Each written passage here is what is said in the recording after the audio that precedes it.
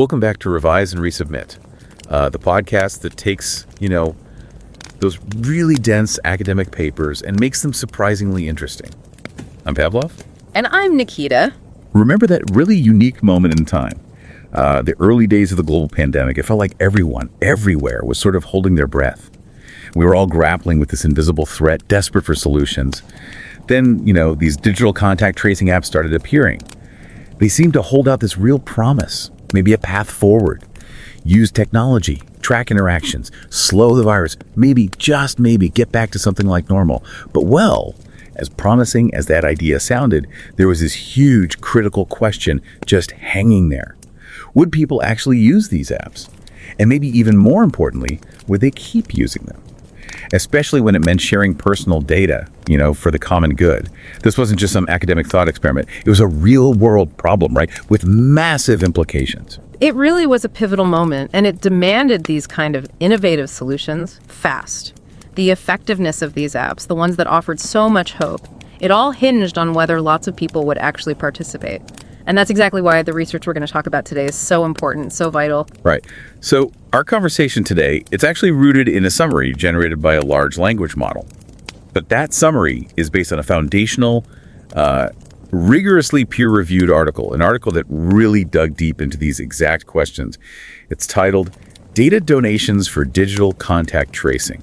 Short and long-term effects of monetary incentives. And this really insightful work comes from Victoria Fast, who's with the research group Data Policies at the University of Passau in Germany, and also Daniel Schnurr from the Chair of Machine Learning and Uncertainty Quantification at the University of Regensburg, also in Germany. Yeah, and for anyone listening who's maybe just starting to dip their toes into academic research, it's really worth noting this article was published in Information Systems Research. That's a journal on the prestigious FT50 list, published by the Institute for Operations Research and the Management Sciences, or INFORMS. And we really genuinely encourage you, whether you normally follow academic journals or not, please try to make time to read the full article. It's really thoughtfully crafted, rigorously reviewed. You'll find the link for it right there in our show notes. Exactly. So for our discussion today, especially if you're maybe just embarking on your own academic journey, our goal is really to break down this significant piece of research. We want to unpack, why this study matters so much, how the researchers actually tackled such a tricky question, and maybe some of the surprising things they found. Yeah, we want to offer you some clarity, some context, but without getting overwhelming. Kind of like a trusted guide, maybe, through some new ideas. So to start, let's think about this concept of data donations. It's kind of fascinating, isn't it? We usually think of data as something companies collect from us, right? Usually for their own benefit, for commercial reasons. But here, with these contact tracing apps, it was about people voluntarily giving up their personal data for the common good. During a health crisis, that's a big shift. It's a huge shift. And what's really fascinating here is the sort of unique cost-benefit calculation people had to make. Unlike, say, a social media app or a shopping app where the personal benefit is pretty clear, pretty immediate, these contact tracing apps primarily served a social good. Sure, they might give you a personal warning if you were exposed, but the benefit to society, like maybe helping avoid huge lockdowns, keeping hospitals from being overwhelmed, that was just magnitudes larger. The individual upside was there, but the collective one was, enormous. Okay, so the logic made sense. If enough people used them, they could really make a difference. And I remember reading some research suggesting you needed maybe, 56% of the population using them to really stop a virus effectively.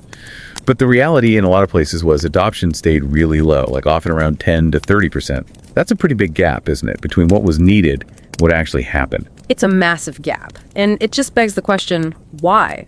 Why so low? If you look at it from the individual's point of view, there's this whole mix of costs. You've got transaction costs, just the hassle of downloading and setting it up. Then there are opportunity costs, like maybe your phone battery drains faster because Bluetooth has to be on all the time. That's a real cost for people. And of course, privacy concerns. That was huge for a lot of people, understandably. And then there's that classic free rider problem too, right? People benefiting from the overall effect without actually contributing their own data. Right. So if just asking nicely, relying on voluntary adoption wasn't getting the numbers needed, the next logical thing for policymakers to think about was incentives. Like, could offering money actually encourage more people to sign up and use the app? On the surface, it seems pretty straightforward. It sounds straightforward, yeah, but it's actually much trickier than it seems. There's previous research on other kinds of pro-social behavior, things like donating blood or maybe sharing genetic data for research. And sometimes that research found that offering external rewards, like money, could actually crowd out people's internal motivation, their altruism. It could end up reducing participation overall because people felt like their good deed was being, turned into a transaction. So the big question for contact tracing was, would that happen here too? Would money backfire? And maybe even more importantly, what would happen in the long run? Would any boost just fade away? Or worse? Okay, and this is where the paper gets really, really interesting, especially for anyone thinking about designing their own research. How to study behavior. Because the authors didn't just send out a survey asking people, hey, would you use this app if we paid you? That can be unreliable. Instead, they set up this really clever experiment to see what people actually did. How do they manage that? That's really the core strength here, the methodology. They ran a randomized controlled online experiment. They used university students in Germany, and this was timed shortly after the official German contact tracing app, the Corona Warn app, or CWA, was launched. And doing it this way, as an experiment, allowed them to really isolate the causal effects. What caused people to install or not install, based on the incentives they were offered. It wasn't just correlation. Can you walk us through how they set up those different groups, those different incentive scenarios? Sure. Okay, so let's get to the results. What did they find in the short term? Say, after those first 14 days. Did the money work? Yes, in the short term, the findings were actually quite clear and pretty promising. Monetary incentives did work. Both the immediate payment and the later bonus payment significantly boosted app installations and short-term data donations. In fact, compared to the group that got no money, the number of people actually donating data after 2 weeks nearly tripled when incentives were offered. That's a pretty dramatic effect. Wow, tripled. That sounds really encouraging, especially if you're trying to get a public health initiative off the ground quickly. Was one payment type better than the other in those first 2 weeks? The immediate versus the conditional bonus? Well, there was a subtle but interesting difference. The front-loaded payment, the immediate €10, that was more effective at just getting people over the initial hurdle, getting them to install the app in the first place, pure adoption. But the ex-post bonus, the one you only got if you kept it active, that was actually better at incentivizing the people who did install to keep donating data for those first couple of weeks. Interestingly, though, these two effects kind of canceled each other out in terms of the overall number of data donors after 14 days. So they ended up being similarly effective in the short run, just through slightly different mechanisms. And what about that big worry, the crowding out effect? Did offering money make people feel less altruistic, less inclined to help out? This was one of the really surprising findings, actually, and it goes against some of that earlier research in other areas. They found no evidence of crowding out. None at all. Giving people the option to donate their €10 to charity didn't lead to higher installation or donation rates compared to just offering them the money directly. In fact, only about 12% of people in that choice group even chose the charity option. So this suggests that for this specific context, contact tracing data offering money didn't seem to suppress people's intrinsic goodwill. It actually seemed to work alongside it, to complement it. That's a really key insight. Okay, but here's where the story takes a twist, right? Yeah. A potentially sobering one for policymakers looking for long-term solutions. What happened down the line? What did things look like after 8 months? This is where the initial optimism really hits a wall. That positive effect, that boost from the monetary incentives, it completely vanished in the long term, gone. In fact, people who had initially installed the app because they got money were significantly more likely to have stopped donating data after 8 months compared to the people who installed it without getting paid anything at all. So the initial bump was just that temporary. Wow. So the money got them in the door, but it didn't keep them there. Why not? What was driving that long-term drop-off? It seems like donating data is pretty passive once the app is installed. That's a great question. And if you connect the findings to the broader context, it seems like the people who were initially motivated mainly by the money, well, they were just less likely to stick with it long term. They became more aware of those ongoing costs we talked about, like the battery drain from having Bluetooth on constantly. That starts to feel more significant over time. And also, many people reported perceiving little or no direct ongoing benefit from using the app. It just runs in the background. Because the data donation was so passive, there weren't many opportunities to form a habit around it. There wasn't regular interaction or clear feedback saying, hey, you're still helping. So without that reinforcement, it was hard to keep users convinced of its value, especially the ones who weren't intrinsically motivated from the start. Right. It sounds like that initial push from the money just couldn't overcome the combination of those small, persistent costs and the lack of visible ongoing benefits. Inertia only goes so far. Exactly. And the study explicitly found that the installers who didn't get paid the intrinsically motivated ones, they scored significantly higher on measures of altruism. They seemed to have a deeper commitment that kept them going, whereas the less altruistic people, the ones who were crowded in by the money initially, they tended to churn out once that incentive effect wore off and the costs became more apparent. You know, beyond just the findings about incentives, there's also a really powerful lesson here methodologically for anyone doing research, especially on human behavior. Oh, absolutely. It really highlights this fundamental question.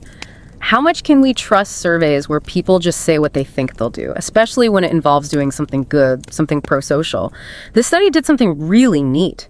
They directly compared what people said they'd do in a hypothetical scenario versus what people actually did when faced with the real decision and real incentives. And the difference, it was stark. How big was that difference? Did people really overestimate their willingness to install the app when it was just hypothetical? They really did. The study found that the installation rates based purely on people's stated intentions were somewhere between 1.5 and 2.3 times higher than the actual verified installation rates. It's a really clear demonstration of what researchers call social desirability biases. People tend to say they'll do the socially approved thing, especially when there are no real costs involved in just saying it. It's a powerful reminder that what people say and what people do can be quite different. So for our listeners who are maybe starting out on their own research path, this really drives home how important it is to try and observe actual behavior whenever you can. Especially if your research touches on anything where people might want to present themselves in a positive light, it's about getting closer to the ground truth. Couldn't agree more. It's an invaluable lesson for any empirical researcher. Okay, so let's try and bring this all together. What are the really big takeaways here? For policymakers maybe facing similar challenges in the future, but also just for understanding how people behave in this digital age. Well, for policy, I think the main message is pretty clear. Monetary incentives, yes, they can be a useful tool to get things moving quickly for that short-term boost in adoption.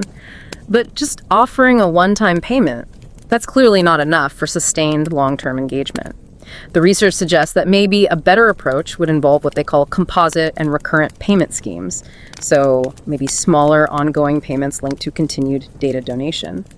And perhaps also thinking about the app design itself, maybe finding ways to acknowledge or verify the passive donation, make it feel less invisible, or using reciprocity appeals, gently reminding users of the collective benefit they're part of. That makes sense. And what about from a more theoretical perspective? How does this study change how we think about, say, technology adoption, especially when it involves people donating data? It definitely adds a lot to how we understand data donation as a pretty unique type of information systems adoption. You know, how people decide to use and keep using digital tools, especially for a public good. It shows us that the crowding out effect, well, it isn't some universal law. It might really depend on why people engage in pro-social behavior in the first place. And crucially for IS adoption theory, it highlights how the passive nature of apps like these really limits the potential for habit formation.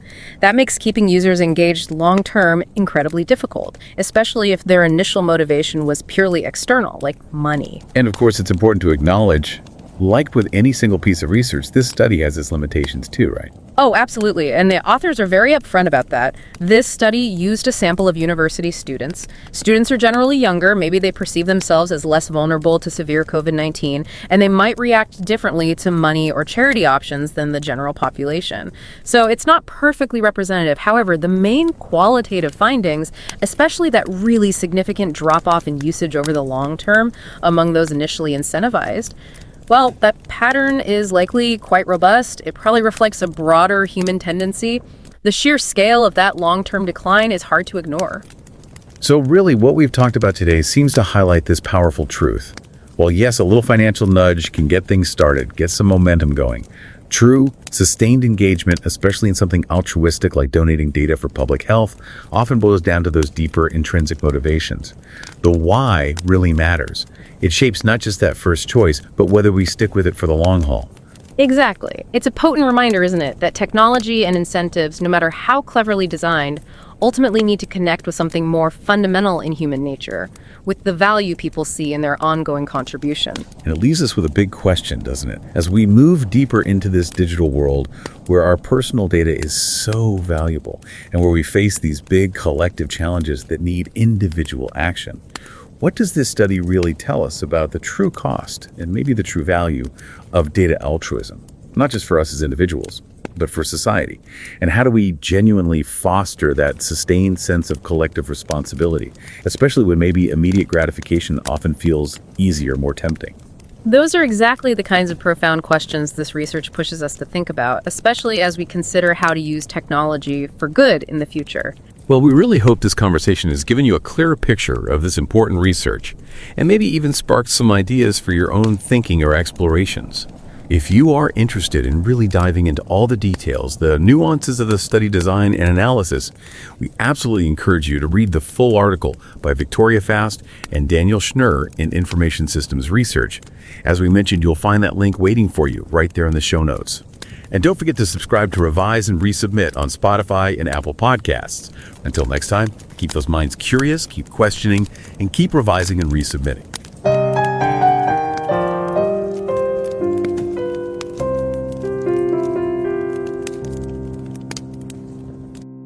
Revise and রিসাবমিটে স্বাগতম।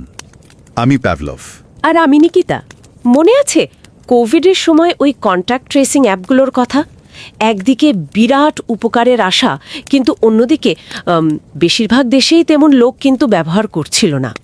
হ্যাঁ, মনে আছে। বেশ একটা দ্বিধার ব্যাপার ছিল। ঠিক। কেন হচ্ছিল এটা?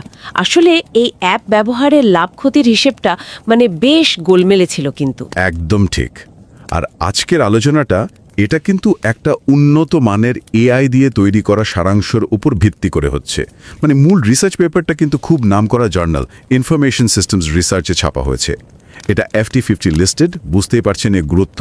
ইনফর্ম সেটা প্রকাশ করে। আচ্ছা। আর এর লেখক হলেন ভিক্টোরিয়া ফস্ট, পাসাউ ইউনিভার্সিটির, আর ড্যানিয়েল স্নুর, রেগেন্সবার্গ ইউনিভার্সিটির। আমরা শ্রোতাদের বলবো, আপনারা এই চ্যানেল সাবস্ক্রাইব করুন বা নাই করুন, এই পেপারটা পড়ার জন্য একটু সময় বের করবেন প্লিজ। খুবই গুরুত্বপূর্ণ কাজ। লিঙ্কটা শো নোটসে দেওয়া থাকছে। অবশ্যই। আমাদের আজকের লক্ষ্যটা হলো, যারা একাডেমিক রিসার্চে নতুন, হয়তো নিজেদের কাজ শুরু করছেন সবে, তাদের জন্য এই গবেষণাটা একটু সহজ করে বলা। মূল প্রশ্নটা ছিল, ওই যে কন্ট্যাক্ট ট্রেসিং অ্যাপ, সেখানে টাকা পয়সার অফার দিলে কি লোকে ব্যবহার করে?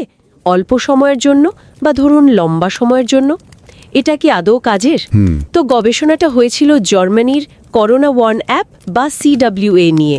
সমস্যাটা ছিল, অ্যাপটা ঠিকঠাক কাজ করতে হলে দেশের অন্তত 56% লোকের ব্যবহার করা দরকার ছিল। কিন্তু বাস্তবে ব্যবহার করছিল কতজন? মাত্র 10 থেকে 30%। বিশাল গ্যাপ। বিরাট। তো গবেষকরা দেখতে চাইলেন, আচ্ছা, যদি কিছু টাকা পয়সার অফার দেয়া যায়, তাতে কি এই গ্যাপটা কমে? লোকজনকে কি এভাবে আনা যায়? তারা কি করলেন এর জন্য? তারা একটা বেশ ইন্টারেস্টিং পরীক্ষা করেন। একটা র্যান্ডমাইজড কন্ট্রোলড অনলাইন এক্সপেরিমেন্ট, মূলত ইউনিভার্সিটির ছাত্রদের ওপর। আচ্ছা। 4টে গ্রুপ ছিল। একটা গ্রুপ NC, কোনো টাকা পয়সার ব্যাপার নেই। আরেকটা গ্রুপ FP, অ্যাপটা ইনস্টল করলেই হাতে হাতে 10 ইউরো। ইনস্টল করলেই? বা। হ্যাঁ। তৃতীয় গ্রুপটা BP, একটু অন্যরকম। ইনস্টল করে 14 দিনের মধ্যে অন্তত 12 দিন চালু রাখতে হবে, তাহলে পরে 10 ইউরো বোনাস পাবে। ও, ব্যবহারটাও দেখতে চাইছেন। ঠিক। আর চতুর্থ গ্রুপটা CH, আরও মজার। ইনস্টল করলে 10 ইউরো পাবে, কিন্তু সেটা চাইলে নিজের জন্য নিতে পারে বা কোনো চ্যারিটিতে দান করে দিতে পারে। Interesting option. আর সবচেয়ে জরুরি বিষয় হলো, ওরা কিন্তু শুধু মুখের কথায় বিশ্বাস করেনি। কে কি বলছে সেটা নয়, আসলে অ্যাপটা ইনস্টল করলো কিনা, ব্যবহার করলো কিনা, সেটাও কিন্তু খুঁটিয়ে দেখা হয়েছে। এটা খুব দরকারি। তো ফলাফল কি এলো? নিশ্চয়ই চমকে দেওয়ার মতো। হ্যাঁ, স্বল্প মেয়াদে তো বটেই। প্রথম 14 দিনে ওই টাকা পয়সার অফারগুলো দারুণ কাজ করেছে। তাই নাকি? হ্যাঁ, যারা টাকা পেয়েছে বা পাওয়ার সুযোগ ছিল, FP, BP, CH গ্রুপ, তারা ওই টাকা না পাওয়া গ্রুপের NC চেয়ে অনেক বেশি অ্যাপ ইনস্টল করেছে, ব্যবহারও চালু রেখেছে বেশি। কিছু ক্ষেত্রে তো ব্যবহারকারী প্রায় 3 গুণ বেড়ে গিয়েছিল। 3 গুণ? বিরাট ব্যাপার। কিন্তু এর মধ্যে কি অন্য কোনো প্যাচ ছিল? ধরুন ওই যে চ্যারিটির অপশনটা। হ্যাঁ, ওটাই একটা ইন্টারেস্টিং পয়েন্ট। ওই যে চ্যারিটিতে দানের অপশনটা, CH গ্রুপ, ওটার জন্য কিন্তু ইনস্টলেশন বা ব্যবহার খুব একটা বাড়েনি। যারা সরাসরি টাকা পেয়েছিল FP গ্রুপ, তাদের তুলনায় আর কি। তার হলো টাকা দেওয়ার অফারটা লোকের ভালো কাজ করার যে ইচ্ছে সেটাকে হয়তো নষ্ট করেনি, মানে প্রো সোশ্যাল মোটিভেশনটা একই রকম ছিল। আচ্ছা আচ্ছা।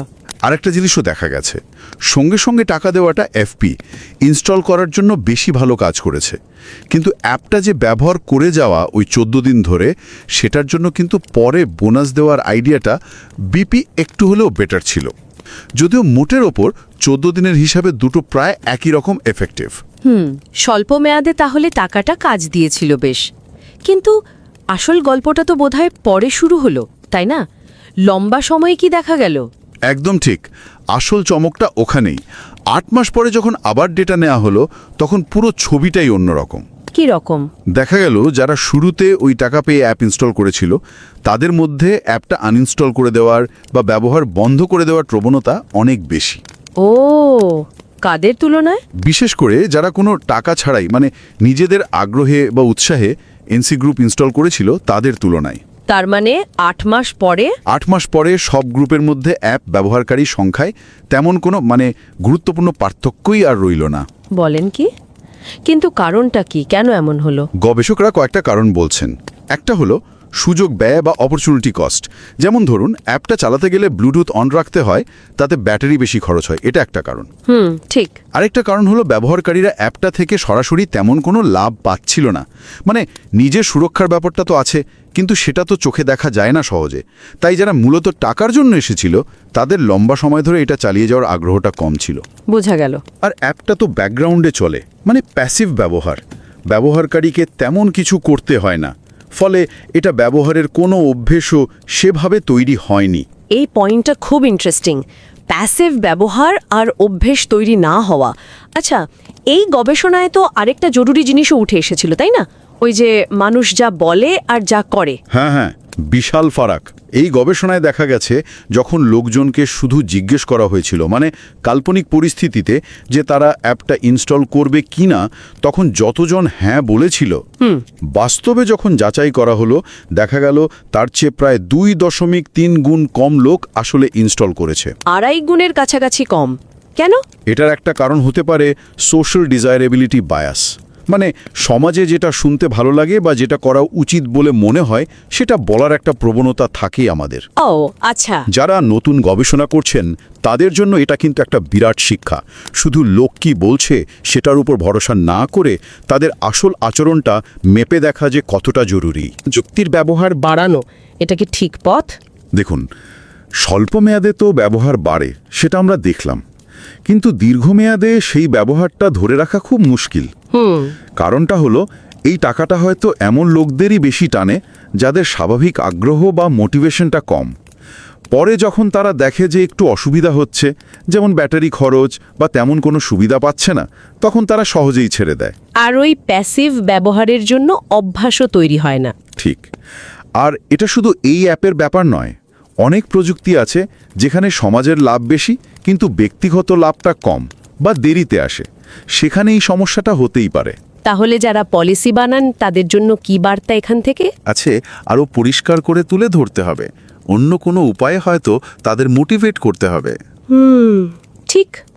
আচ্ছা, আজকের আলোচনাটা শেষ করার আগে একটা প্রশ্ন মাথায় আসছে। বলুন।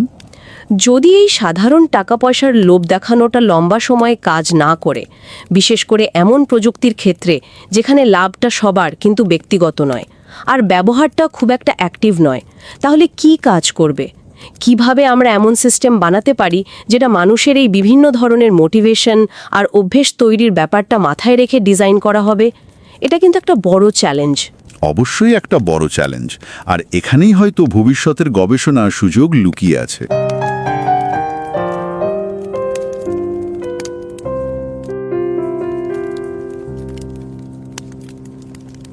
नमस्कार। रिवाइज एंड रीसबमिट में आपका स्वागत है। मैं हूं पावलोव। और मैं हूं निकिता। सोचे, एक ऐप बनाया गया समाज की भलाई के लिए।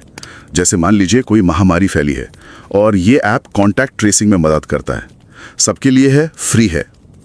पर अजीब बात है, ज्यादातर लोग इसे इस्तेमाल ही नहीं करते। क्यों? और क्या हुआ अगर लोगों को ऐसे यूज करने के पैसे मिले, क्या तब करेंगे? हाँ, ये सवाल बड़ा दिलचस्प है और आज हम कुछ इसी तरह की गुत्थी पर बात करेंगे। अच्छा। हाँ, हमारी ये जो चर्चा है ये असल में एक स्टडी पर आधारित है, एक शोध पत्र है जिसका LLM आधारित सारांश हमने देखा है और ये छपा है इंफॉर्मेशन सिस्टम्स रिसर्च जर्नल में। अरे वाह, ISR तो मतलब FT50 लिस्ट में है। इन्फॉर्म्स का जर्नल है, बहुत ही प्रतिष्ठित। बिल्कुल, काफी बड़ा नाम है इस फील्ड में और इसके लेखक हैं विक्टोरिया फास्ट, ये पसाउ विश्वविद्यालय जर्मनी से है, और डैनियल श्नोर रेगन्सबर्ग विश्वविद्यालय जर्मनी से। तो ये जो शोध पत्र है, हम सुनने वालों से, खासकर उनसे जो अपनी रिसर्च जर्नी अभी शुरू ही कर रहे हैं, कहेंगे कि भाई वक्त निकालकर इसे जरूर पढ़ना। हाँ बिल्कुल, बहुत मेहनत से, बहुत सोच समझ कर लिखा गया लेख है। लिंक आपको शो नोट्स में मिल जाएगा। जरूर। तो आज हम खास तौर पर ये समझने की कोशिश करेंगे कि क्या पैसा मतलब मॉनेटरी इंसेंटिव लोगों को हेल्थ ऐप अपनाने में मदद करता है। हाँ, जैसे जर्मनी की वो कोरोना वॉर्न ऐप थी, CWA। बिल्कुल, और सिर्फ अपनाने में नहीं बल्कि लंबे समय तक इस्तेमाल करते रहने में भी, मतलब शॉर्ट टर्म और लॉन्ग टर्म दोनों असर देखेंगे। तो CWA का ही उदाहरण लेते हैं। फायदे तो बताए गए थे पर लोग अपना नहीं रहे थे ज्यादा। तो रिसर्चर्स ने क्या किया, कैसे पता लगाया कि पैसा काम करेगा या नहीं? उन्होंने एक ऑनलाइन एक्सपेरिमेंट किया, यूनिवर्सिटी के स्टूडेंट्स को लिया और 4 ग्रुप्स में बांट दिया। 4 ग्रुप? अच्छा। हाँ, एक ग्रुप था कंट्रोल, मतलब उनको ऐप इंस्टॉल करने पर कुछ नहीं मिला, NC ग्रुप। ठीक है। दूसरा ग्रुप FP, इनको ऐप इंस्टॉल करते ही फौरन 10 यूरो मिल गए। अच्छा, इंस्टेंट पेमेंट। हाँ। तीसरा ग्रुप BP, इनको कहा गया कि 14 दिन तक ऐप एक्टिव रखो तो 10 यूरो का बोनस मिलेगा। ओके, बोनस वाला। और चौथा ग्रुप CH, इनको 10 यूरो मिले लेकिन ऑप्शन दिया गया कि या तो खुद रख लो या फिर दान कर दो। दिलचस्प, ये देखने के लिए कि कहीं पैसा अच्छे इरादे को कम तो नहीं कर रहा। बिल्कुल, और सबसे जरूरी बात, उन्होंने सिर्फ पूछा नहीं कि आप इंस्टॉल करोगे या नहीं, उन्होंने असल में ट्रैक किया कि कितनों ने इंस्टॉल किया और इस्तेमाल किया। अच्छा, तो फिर हुआ क्या शुरू में? पैसा चला? हाँ, शुरुआत में तो असर बिल्कुल साफ दिखा। जिन ग्रुप्स को पैसे ऑफर हुए थे, FP, BP और CH, उनमें ऐप इंस्टॉल करने वाले और 14 दिन तक डेटा डोनेट करने वालों की संख्या बिना पैसे वाले ग्रुप यानी NC के मुकाबले लगभग 3 गुना थी। 3 गुना? ये तो बहुत ज्यादा है। हाँ, और जिन्हें फौरन पैसे मिले, FP, उन्होंने सबसे ज्यादा इंस्टॉलेशन किए। और वो बोनस वाला ग्रुप, क्या वो 14 दिन तक टिका रहा ज्यादा, मतलब पैसों के इंतजार में? थोड़ा सा बेहतर था BP ग्रुप 14 दिन ऐप एक्टिव रखने में, लेकिन अगर ओवरऑल देखें 14 दिन के डेटा डोनेशन पे तो FP और BP का असर लगभग बराबर ही था।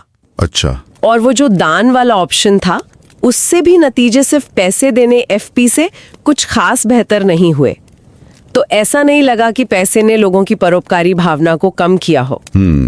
तो शुरू में तो लगा कि हाँ बस पैसे दे दो और लोग समाज के भलाई में जुट जाएंगे, पर क्या ये असर टिका? मतलब 8 महीने बाद क्या हुआ? यहीं पर कहानी में असली मोड़ आया। ओह। 8 महीने बाद वो जो शुरुआती पॉजिटिव असर था ना पैसे का, वो पूरी तरह गायब हो गया था। गायब मतलब ये कि जिन लोगों ने पैसे लेकर ऐप इंस्टॉल किया था, उनके डेटा डोनेशन बंद करने की संभावना उन लोगों से काफी ज्यादा थी जिन्होंने बिना पैसों के अपनी मर्जी से ऐप इंस्टॉल किया था। अरे, ये तो बिल्कुल उल्टा हो गया, मतलब पैसे लेने वाले जल्दी छोड़ गए। हाँ, लंबे समय में देखा गया तो सभी ग्रुप्स में डेटा देने वालों की दर में कोई खास फर्क बचा ही नहीं था। लेकिन ऐसा क्यों हुआ? मतलब लॉजिक तो कहता है कि जिसने पैसे लिए वो शायद ज्यादा कमिटेड हो। शायद नहीं, देखिए, हो सकता है कि समय के साथ ऐप इस्तेमाल करने की जो छुपी हुई लागतें हैं वो ज्यादा महसूस होने लगी हैं। जैसे भाई ब्लूटूथ ऑन रखना पड़ता है तो बैटरी ज्यादा खर्च होती है, और ऐप से सीधे तौर पर यूजर को कोई बड़ा फायदा शायद नजर नहीं आ रहा था उस वक्त। हाँ, ये बात तो है। और ये चीजें शायद उन लोगों को ज्यादा खली जो शुरू में सिर्फ पैसे के लिए आए थे, और क्योंकि ऐप का इस्तेमाल पैसिव था, मतलब बस इंस्टॉल करके रखना था, कोई रोजा एक्टिव काम नहीं था। हाँ, सेट एंड फॉरगेट जैसा। बिल्कुल, तो उससे कोई मजबूत आदत भी नहीं बनी। ये तो बहुत सोचने वाली बात है। मतलब एक बार पैसे दे देने से आप ये उम्मीद नहीं कर सकते कि लोग लंबे समय तक खासकर ऐसे पैसिव डेटा डोनेशन वाले कामों से जुड़े रहेंगे। सही कहा। तो जो लोग अपनी रिसर्च यात्रा शुरू कर रहे हैं, उनके लिए इस स्टडी से क्या बड़े सबक हैं? देखिए, एक बहुत महत्वपूर्ण बात यह है कि लोग जो कहते हैं कि वो करेंगे, उस पर आंख बंद करके भरोसा ना करें। अच्छा। हाँ, इस स्टडी में भी पाया गया कि लोगों ने ऐप इंस्टॉल करने का जो इरादा जताया था वो असल इंस्टॉलेशन से 1.5 से 2 गुना ज्यादा था। ओह, तो मतलब इरादे और असलियत में बहुत फर्क होता है। बिल्कुल, इसलिए वास्तविक व्यवहार को मापना बहुत जरूरी है, सिर्फ इरादे पूछना काफी नहीं। ये बहुत अहम है। और दूसरा सबक? दूसरा ये कि शॉर्ट टर्म और लॉन्ग टर्म असर बहुत अलग हो सकते हैं। जो चीज शुरू में काम करती दिखे, जरूरी नहीं कि वो लंबे समय तक चले। शुरुआती सफलता पर इतराना नहीं चाहिए। और ये भी सोचना जरूरी है कि कोई इंसेंटिव लंबे समय में क्यों काम करेगा या क्यों फेल हो जाएगा। इसके पीछे प्रेरणा, आदतें, लागत लाभ का संतुलन, ये सब पहलू देखने पड़ते हैं। तो कुल मिलाकर निचोड़ ये निकला कि डेटा दान जैसे कामों के लिए पैसे देना एक कॉम्प्लेक्स मुद्दा है। हाँ, इससे थोड़े समय के लिए बूस्ट तो मिल सकता है, लेकिन ये कोई जादू की छड़ी नहीं है जो लंबे समय तक काम करती रहे। बिल्कुल सही। ये दिखाता है कि व्यवहार को बनाए रखना, खासकर जब वो निष्क्रिय हो और दूसरों की भलाई के लिए हो, कितना मुश्किल है। बाहरी प्रेरणा वक्त के साथ फीकी पड़ जाती है और लागतें महसूस होने लगती हैं। तो चलिए आज की ये बातचीत यहाँ रोकते हैं, लेकिन एक सवाल छोड़ जाते हैं सुनने वालों के लिए सोचने को। जरूर। अगर एक बार का भुगतान लोगों को लंबे समय तक परोपकारी डेटा दान के लिए प्रेरित नहीं कर पाता, तो फिर किस तरह का लगातार मिलने वाला मूल्य, और जरूरी नहीं कि वो पैसा ही हो, उन्हें समाज की भलाई के लिए डेटा साझा करते रहने के लिए सच में प्रेरित कर सकता है।